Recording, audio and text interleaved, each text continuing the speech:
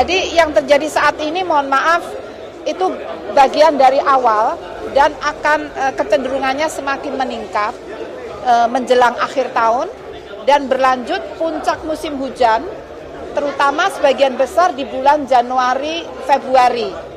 Namun di bulan Desember menjelang akhir tahun, di beberapa wilayah sudah mengalami puncak musim hujan.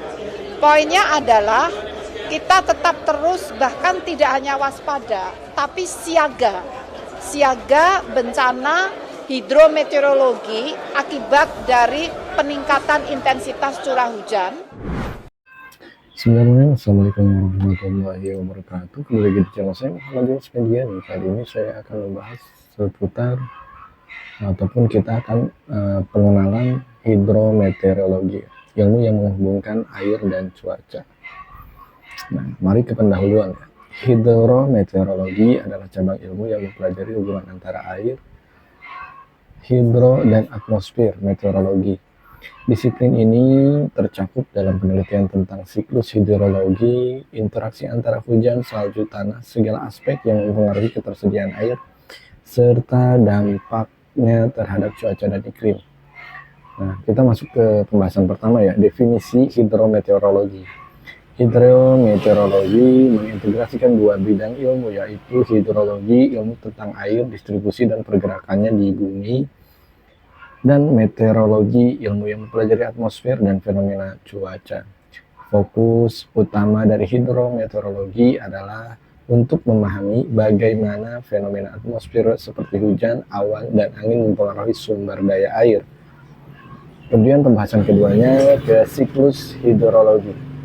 Siklus hidrologi adalah proses alami yang melibatkan evaporasi, kondensasi, presipitasi, infiltrasi, aliran, dan pemindahan air. Menggambarkan siklus ini penting dalam memahami bagaimana air bergerak melalui ekosistem dan bagaimana itu berinteraksi dengan kondisi cuaca. Apa itu evaporasi? Proses di mana air dari permukaan bumi, laut, danau, sungai berubah menjadi uap air akibat panas matahari. Apa itu kondensasi? Ketika uap air dingin dan membentuk tetesan air, ini adalah proses awal pembentukan awan, itu kondensasi. Kemudian presipitasi itu apa? Ketika awan terlalu jenuh ya, dengan uap air turunlah hujan, salju, atau bentuk presipitasi lainnya. Nah, infiltrasi dan aliran permukaan.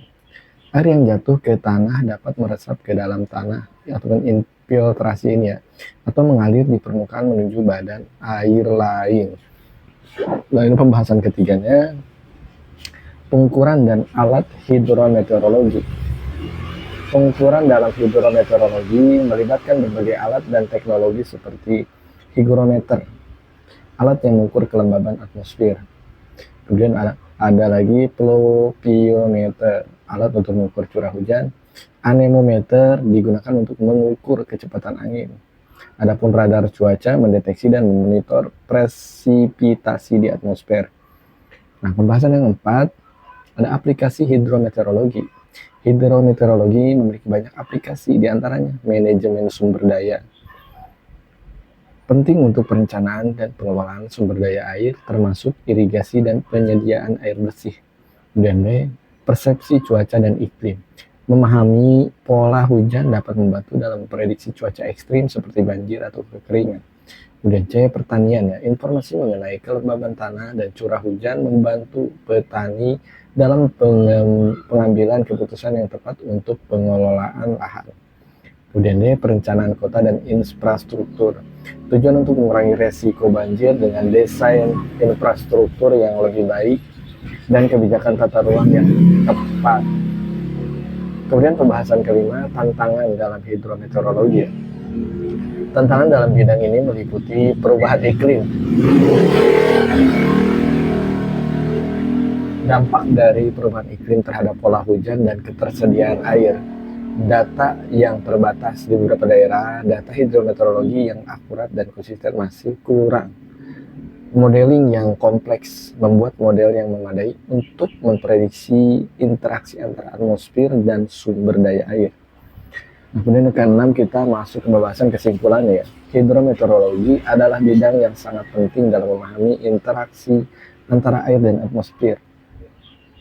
Pengetahuan ini krusial untuk pengelolaan sumber daya air yang berkelanjutan, mitigasi bencana akibat cuaca ekstrim, dan adaptasi terhadap perubahan iklim.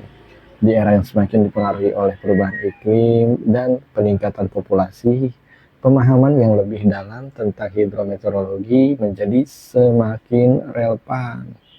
Nah, penutupnya, semoga ulasan ini membantu teman-teman dalam membuat presentasi atau makalah ya yang berhubungan dengan hidrometeorologi, dan semoga pembahasan ini bermanfaat bagi teman-teman. Dan jangan lupa untuk tinggalkan komentar, dan juga apabila bermanfaat tolong like dan subscribe channel ini ya, dan bantu terus channel ini untuk semakin berkembang. Terima kasih. Wassalamualaikum warahmatullahi wabarakatuh.